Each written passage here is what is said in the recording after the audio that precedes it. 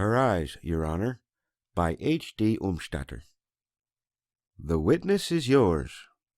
As the prosecuting attorney sat down, the spectators craned their necks and eagerly leaned forward. Everyone expected a merciless cross-examination, as the reputation of the young lawyer who had been brought 200 miles to defend the prisoner had preceded him. And though Dallas McWhorter had thus far taken no part in the proceedings, he was the most conspicuous figure in the great trial. One person alone rivaled him, the mysterious woman who stood at the bar, charged with murder. The hush that fell upon the packed courtroom as the man slowly rose to his feet resembled the awful silence with which the death sentence is awaited. As he stood silent and irresolute for a moment, the color rising to his plain, youthful face, his fingers nervously fumbling with a pencil, the spectators were conscious of a feeling of disappointment. With almost boyish embarrassment, his eye sought that of the presiding judge. Next he scanned the faces of the jury, and then, turning to the witness, in a voice at once gentle, sarcastic, and magnetic, he began. "Mr. Slade, I will trouble you to look once more very carefully at the prisoner. Perhaps she will rise that you may see her better. You have testified that shortly before 8 on the night of the murder you saw this woman enter the apartment house of which you are the janitor, and in which the body of Charlotte Ames was found. Now, I would like to have you tell the jury just what it was in the appearance of the woman you say you then saw that enables you to swear today that she and the prisoner are one and the same person." The witness, fearing a trap, hesitated, and nervously eyed the lawyer. "I would like you to tell us," calmly continued the questioner, "whether you took such particular notice of her height, her face, her complexion, her hair, her nose, and her teeth during the few moments that you say you saw her in the dimly lighted hallway 4 months ago, as to enable you to swear today that you cannot be mistaken. Was it her size, her apparent age, perhaps, or the color of her hair, or what?" "It was her looks," answered the witness, squirming in his seat. "It's the same woman." "Yes, her looks. But I must trouble you to answer my question so that the jury may have the whole truth before they are asked to send anyone to the gallows. Remember, Mr. Slade, you are under oath. Now tell us, what was it?" "We object," came from the prosecuting attorney as he sprang to his feet. "We object, Your Honor, to this attempt to intimidate the witness." Before the court could pass upon the objection, the witness, turning from his questioner to the court, exclaimed half defiantly, "It was her eyes, Your Honor." "That is all," came from the lawyer for the defense as he resumed his seat, and the spectators relaxed into a condition of restlessness that clearly showed their further disappointment. Each of the succeeding witnesses declared without hesitation that the prisoner was the woman they had seen near the scene of the murder, either just before or shortly after the deed was discovered. As one after the other was dismissed by the defense, upon insisting under cross-examination that he could not possibly be mistaken, the faces of the government counsel beamed with satisfaction, while those of the spectators assumed the blankness of mystification. What was the strange lawyer there for? They whispered among themselves, and many turned toward the prisoner as though to ascertain whether she realized how surely her life was being sworn away. In his opening address, the prosecuting attorney had said, "On the 2nd day of last November, a woman residing in this town, young, rich, and notorious for her gay and reckless career, was found murdered in her bed at 8:30 at night. Everything about the room was in perfect order. There had been no robbery, and the instrument used was found in her breast, where it had been driven to the heart. It was a gold ornament, such as a woman wears in her hair. We shall not attempt to defend the character of the dead woman, but we shall ask that justice be done. It is true that many a woman in this town had good reason to wish the murdered woman ill. It is true that there are men in the community who might have been driven by desperate hate, desperate love, or desperate jealousy to do the deed. But fortunately, before cruel suspicion made any blunder of that sort, the police discovered the criminal. Almost simultaneously with the rumors of the murder came the reports of a mysterious woman found leaving the city. Within 12 hours, this woman, who now stands at the bar, had been identified by no less than 4 people who saw her in the vicinity of the scene of the crime either before or after it was committed. No one knew her. She refused to give any account of herself. She appeared to be in a state of great nervous excitement. The government will show that she entered the house shortly before the murder was committed, that she left it a few minutes after the deed was done, that on the very day of the murder she had high words with the dead woman, and that the instrument with which the deed was done was such an one as the prisoner was known to possess. Gentlemen of the jury, he concluded dramatically, fate plays no tricks of that sort. Fate fashions no such chain of circumstantial evidence as that which establishes the guilt of this woman and upon which we ask her conviction. These were his words, and now that the janitor had testified that he saw the prisoner enter the building, a patrolman had declared that he saw her leaving it within 15 minutes before the crime was discovered, and the dead woman's coachman had sworn to having overheard the prisoner using threatening language to his mistress. After this, and other circumstantial evidence had gone before the jury and remained unshaken by cross-examination, the prosecution announced that the case for the government was in. In spite of the disappointment with which the spectators regarded Lawyer McWhorter, a nervous dread of the man possessed the minds of the opposing counsel. As he rose slowly and deliberately clasped his hands behind him, he was so calm, his methods were so unfathomable, that they began to feel a vague conviction that he mastered them and their methods, while to them he was a closed book.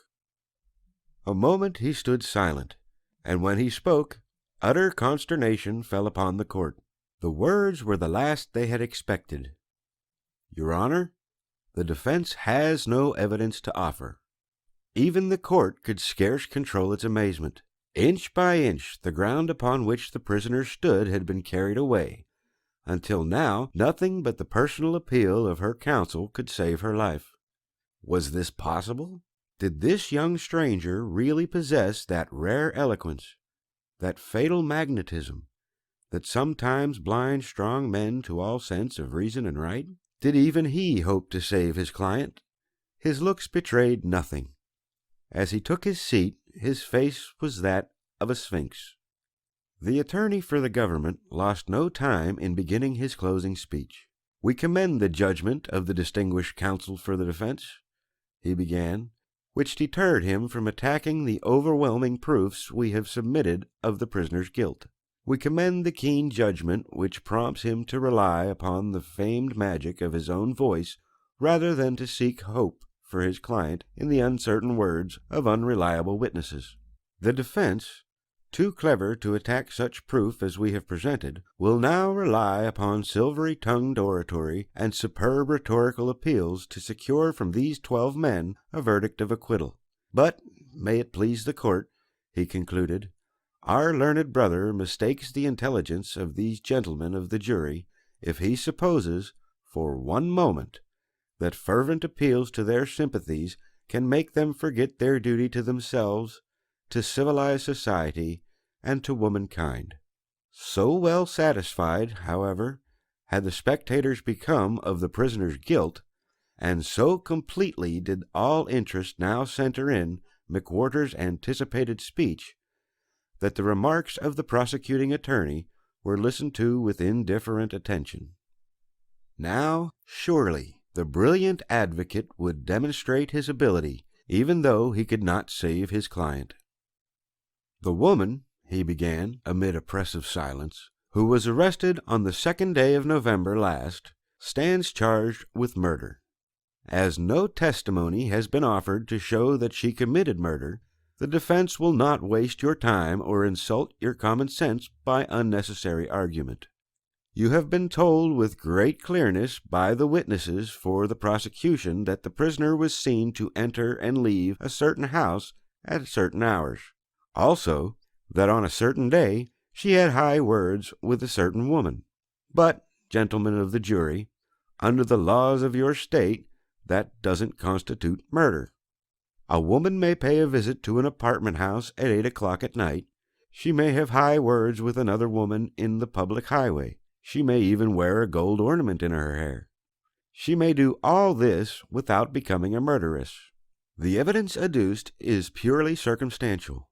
No proof whatever has been offered that the accused woman killed Charlotte Ames.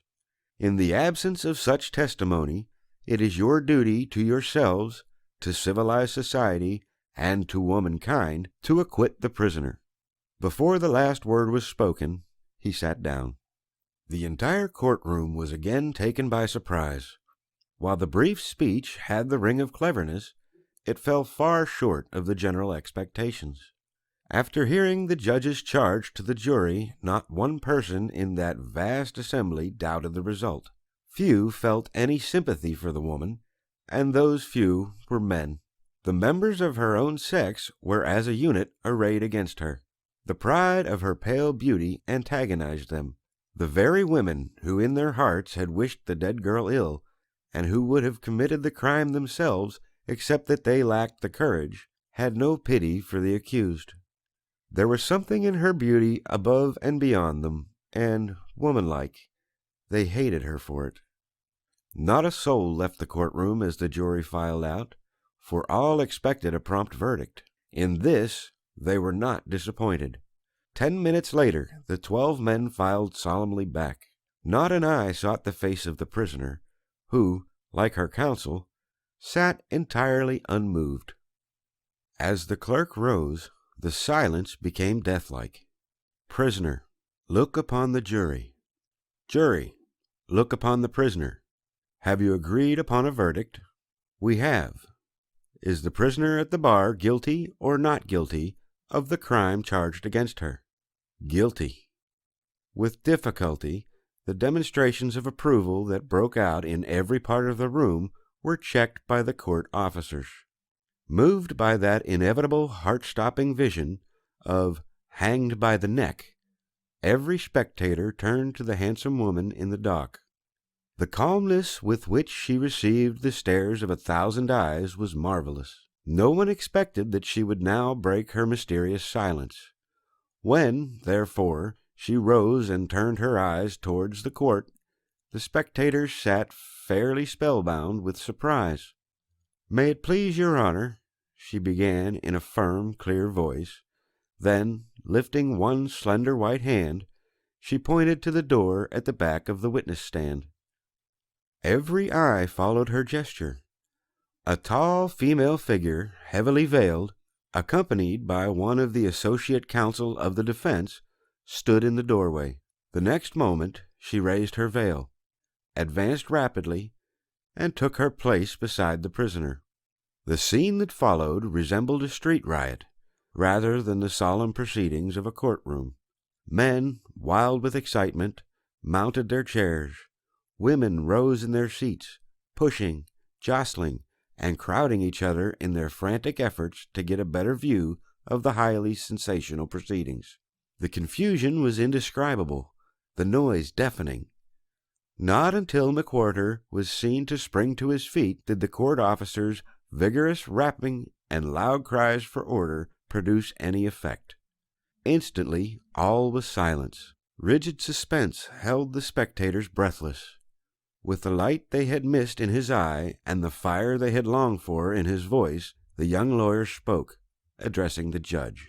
"May it please the court, nice customs must bow to desperate needs.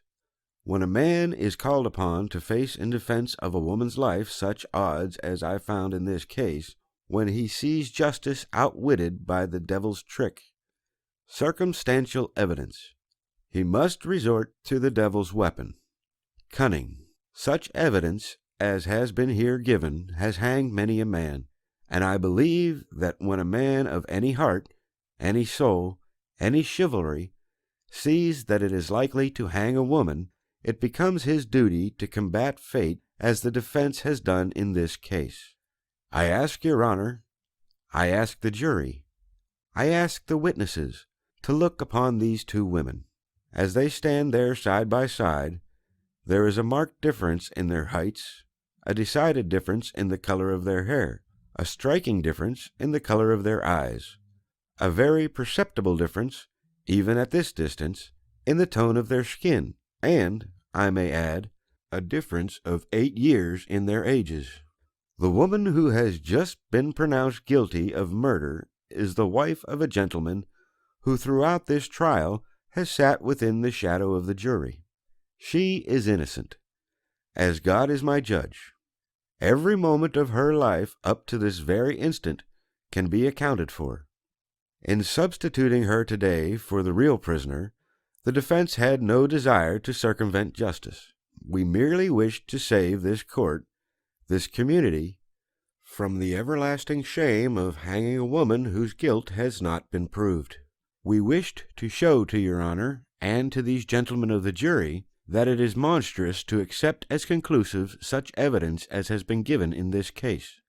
May it please Your Honor, this jury has just pronounced a verdict of guilty against my own wife. I move that here and now this verdict be set aside.